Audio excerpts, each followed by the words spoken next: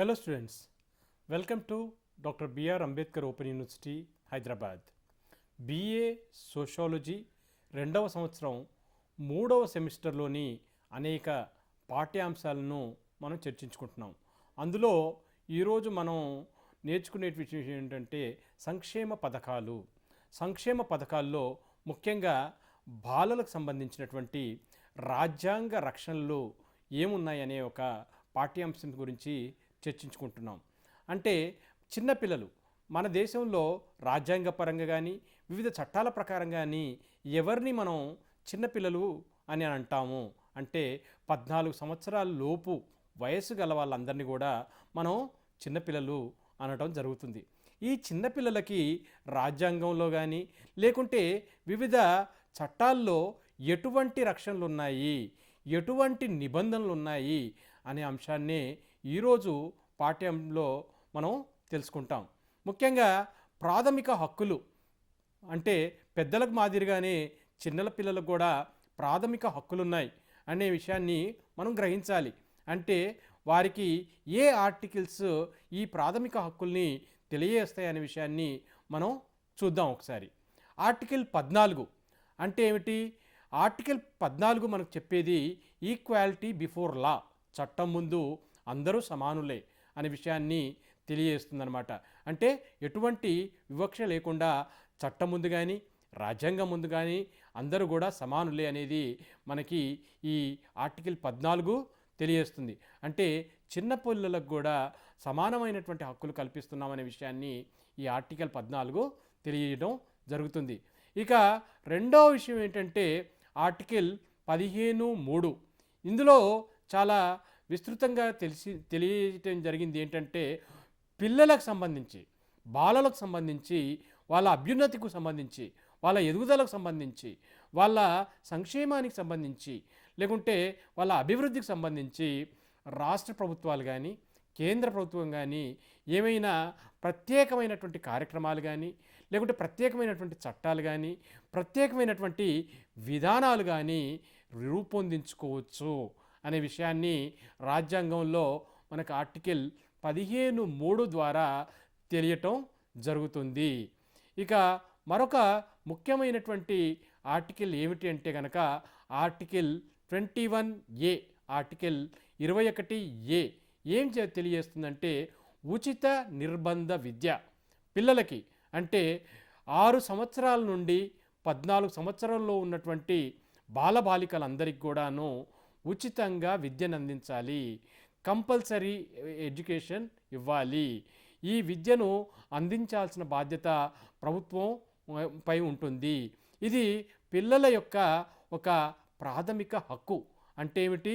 6 సంవత్సరాల నుండి 14 సంవత్సరాల లోపు బాలబాలికలందరికీ కూడా ఒక ఉచిత నిర్బంధ విద్య పొందే హక్కు వారికి ఉంది. ఇది మనకు 86వ రాజ్యాంగ సవరణ చట్టం ద్వారా 2002 నుండి మనకి అమల్లోకి రావటం జరిగింది. అంటే ఇదివరకు ఇది ప్రాథమిక హక్కు కాదు, కానీ ఇప్పుడు ఇది ప్రాథమిక హక్కుగా 86వ రాజ్యాంగ సవరణ చట్టం 2002లో ఏర్పాటు చేయటం జరిగింది. ఇక మరొక ప్రాథమిక హక్కు పిల్లలకు ఏముందంటే కనుక ఆర్టికల్ 23. పిల్లలను అమ్మటం కానీ లేకుంటే కొనటం కానీ అక్రమంగా తరలించటం కానీ మీరు చూస్తూ ఉంటారు.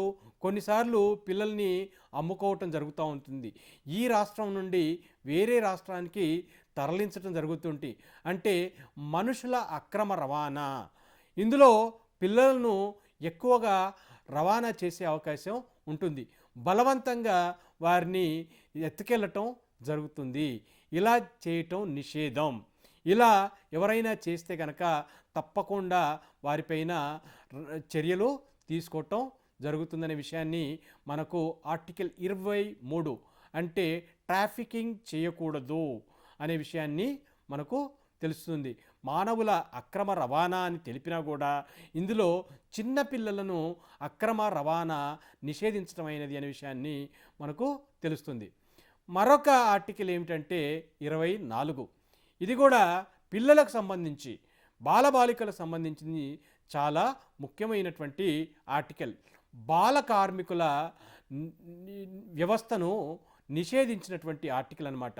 అంటే 14 సంవత్సరాల కంటే తక్కువ వయసున్న పిల్లలు ఎవరైతే ఉంటారో వారు ఫ్యాక్టరీలలో కావచ్చు, ఇండస్ట్రీలలో కావచ్చు, లేకుంటే ఏదైనా ప్రాజెక్టులో కావచ్చు, లేకుంటే గనులలో కావచ్చు, మరే రకమైనటువంటి ప్రదేశాల్లో పని చేయడానికి నిషేధించటం జరిగింది.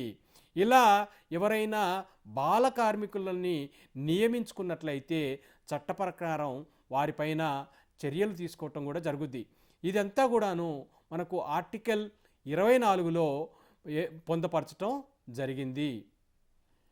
ఇక ఆదేశిక సూత్రాలు అంటే మనకు డైరెక్టివ్ ప్రిన్సిపల్స్ ఆఫ్ స్టేట్ పాలసీలో పిల్లలకు సంబంధించినటువంటి ఏ అంశాలు ఉన్నాయనే విషయాన్ని ఒక్కసారి పరిశీలన చేద్దాం. ఆర్టికల్ 39E 39 క్లాజ్ ఈ ఏం చెప్తుందంటే పిల్లల చేత వారి యొక్క వయసును దుర్వినియోగం కాకుండా చూడాలని మరియు ఆర్థిక అవసరాల వల్ల వారి వయసుకి మించిన పనులు చేయకుండా రక్షించాలని ఈ ఆర్టికల్ 39E పేర్కొనటం జరుగుతుంది. ఆర్టికల్ 39F కూడా పిల్లల ఆరోగ్యకరమైన రీతిలో స్వేచ్ఛగా గౌరవప్రదంగా పెరగడానికి తగిన అవకాశాలు కల్పించాల్సినటువంటి ఆవశ్యకత ఈ ప్రభుత్వాల మీద కానీ, తల్లిదండ్రుల మీద కానీ, సమాజం మీద ఉందని తెలియజేస్తుంది. వారిని ఎటువంటి దోపిడీ నుండి, నైతిక పతనం నుండి రక్షించాలి అంటే పిల్లలను వారి వయసులో జరుగుతున్నటువంటి దోపిడీ నుండి వారిని రక్షించాలి అనే విషయాన్ని మనకు ఆర్టికల్ 39F మనకు తెలపటం జరుగుతుంది. అంతేకాకుండా ఆదేశిక సూత్రాల్లో మరొక ఆర్టికల్ ఏమిటంటే ఆర్టికల్ 45. ఆర్టికల్ 45 ఏం చెప్తుందంటే 6 ఏళ్ల లోపు పిల్లలందరికీ కూడాను ముందస్తు అంటే ప్రీ ఎడ్యుకేషన్ అంటాం, ముందస్తు బాల్య సంరక్షణ మరియు విద్య అంటే అర్లీ చైల్డ్హుడ్ కేర్ అంటాం అండ్ ఎడ్యుకేషన్ కల్పించాల్సినటువంటి బాధ్యత ప్రభుత్వం మీద ఉంది. ప్రభుత్వాలు ఆ విధంగానే 6 ఏళ్లలోపు early education and childhood care తీసుకోవాల్సినటువంటి అవసరం ప్రభుత్వాల మీద ఉంది అని చెప్తుంది. అందుకే ముఖ్యంగా దీనికి మంచి ఎగ్జాంపుల్ ఏంటంటే మన దేశంలో ఉన్నటువంటి అంగన్వాడీ సెంటర్స్ ఏ విధంగా మనకి ఎస్టాబ్లిష్ అయ్యాయి అంటే ఆర్టికల్ 45 ప్రకారం ఏర్పాటయ్యాయి అనే విషయాన్ని మనం తెలుసుకోవాలి. అక్కడ పిల్లలకు ప్రీ స్కూల్ ఎడ్యుకేషను, అదేవిధంగా వారిని ప్రొటెక్షన్ గురించి, మనకు వారి కేర్ గురించి అంగన్వాడీ సెంటర్స్ దోహదపడతాయి. అదేవిధంగా మరి ప్రాథమిక విధుల్లో ఫండమెంటల్ డ్యూటీస్లో ఏమన్నా పిల్లల గురించి చెప్పారా అనే విషయాన్ని కూడా మనం తెలుసుకుందాం. ఆర్టికల్ 51A అంటే ప్రాథమిక విధుల్లో ఆర్టికల్ 51A క్లాజ్ కేలో ఏం చెప్తారంటే తండ్రి కానీ లేకుంటే సంరక్షకుడు కానీ అంటే గార్డియన్ కానీ తమ పిల్లలకు అంటే 6 నుంచి 14 సంవత్సరాల లోపు ఉన్నటువంటి పిల్లలకు విద్యా అవకాశాలు కల్పించటం ప్రాథమిక బాధ్యత. అంటే కేవలం విద్యను అందించటం, ప్రభుత్వాల విద్యను పొందటం ప్రాథమిక హక్కే కాదు. ఇక్కడ విద్యను అందించడానికి కూడా తల్లిదండ్రులు కానీ లేకుంటే సంరక్షకులు కూడా వారి బాధ్యత అని మనకి ఆర్టికల్ 51AKలో పొందపరచటం జరిగింది. ఇక మరికొన్ని పిల్లలకు సంబంధించినటువంటి చట్టపరమైనటువంటి రక్షణలు ఒకసారి చూద్దాం. వారికి రైట్ టు ఎడ్యుకేషన్, విద్యను ఒక హక్కుగా పొందేటటువంటి చట్టం రావటం జరిగింది మన దేశంలో. అదే మనకు 2009 సంవత్సరంలో విద్యా హక్కు చట్టం వచ్చింది. అయితే ఈ మనం ఆర్టికల్ 21Aలో ఏదైతే వారికి నిర్బంధ ఉచిత విద్యను అందించాలన్నామో 6 నుండి 14 సంవత్సరాల పిల్లలకు అందించాలన్నో అది పొందాలంటే వారికి ఒక చట్టం అవసరం. దానినే రైట్ టు ఎడ్యుకేషన్ యాక్ట్ అంటాం. ఇది 2009లో ఈ చట్టం రావటం జరిగింది. ఇక మరొక చట్టం ఏమిటంటే పోక్సో చట్టం అంటాం. ఈ పోక్సో చట్టం 2012లో రావడం జరిగింది. అంటే పిల్లలపైన ఎవరైనా లైంగిక దాడులు లైంగిక నేరాలకు పాల్పడినట్లయితే వారిని పిల్లలను అటువంటి నేరాల నుండి రక్షించడానికి ఎవరైతే నేరస్తులు ఉన్నారో వారిపైన కఠినమైనటువంటి చర్యలు తీసుకోవడానికి ఈ పోక్సో చట్టం అనేది పనిచేస్తూ ఉంటుంది. అందుకనే ప్రభుత్వాలు కూడా ఈ చట్టాలను కఠినంగా అమలు చేయటం జరుగుతూ ఉంది. మరొకటి ఏమిటంటే జువెనైల్ జస్టిస్ యాక్ట్ 2015. మనం చాలా సింప్లిఫై చేసి దీన్ని ఏమంటామంటే జేజే యాక్ట్ 2015 అంటాం. ఎవరైతే నేరాలకు పాల్పడిన లేదా ఆదరణకు లేని పిల్లలు ఎవరైతే ఉన్నారో వారికి రీహాబిలిటేషన్ చేయటం అంటే బాల్య దశలో బాల్యంలో తెలియకుండా అవగాహన లేకుండా ఏమైనా ఆదరణ లేనటువంటి పిల్లలు ఏమైనా నేరాల్లో పాల్గొంటే కనుక వారికి పునరావాసం కల్పించటం, మళ్ళీ వారిని చదువుకునే విధంగా లేకుంటే స్కిల్ ట్రైనింగ్ లాంటివి చేయటం అనే విషయాన్ని చెప్పేదే ఈ జేజే యాక్ట్. ఇంకొకటి ఏమిటంటే బాల కార్మిక నిషేధ చట్టం కూడా వచ్చింది.